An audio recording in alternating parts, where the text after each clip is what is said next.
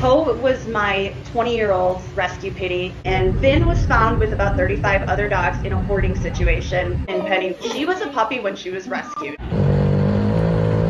They were just the dynamic trio. Ready? All three of them got along really well. Poe lasted 9 years with us. It was such a bright spot in our lives.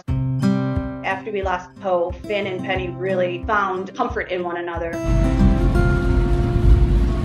Finn especially is just so devoted to Penny. He looks to her for assurance. He waits for her to get in the car. He waits for her to go outside. He wants to do everything with Penny. And when they get in the car together, they snuggle up and they just really, I think, appreciate what each other has to offer. Honeys.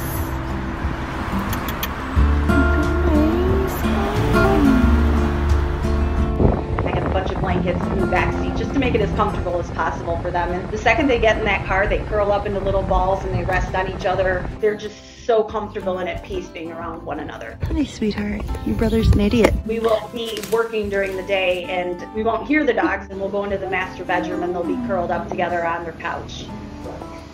I almost look at Penny as like Finn's therapy dog. Penny is definitely the more confident of the two, and I think Finn admires that about her, and he looks to her for that because he doesn't maybe have that much confidence. You look so handsome.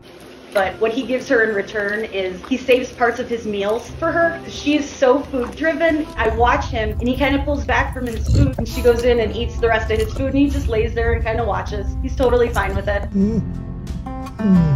Finn is 14, Penny's around 10 or 11 years. You can't call Penny a bulldozer because she's just so free-spirited.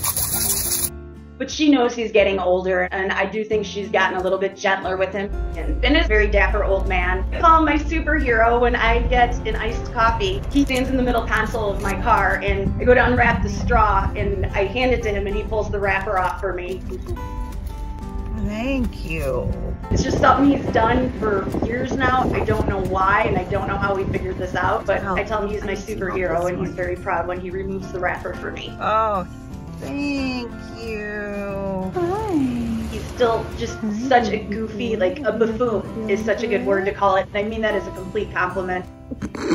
Finn's bubble has always been really small, and that's a trust thing, right? There's likely no place he would rather be than with Penny. When I take him for his therapy, when we come home, they greet each other with just wagging tails and they're doing the sniff, and I'm pretty sure they're telling each other that they missed one another. I look at Finn and Penny when they're cuddled up, and I am just so grateful that they found safety and security.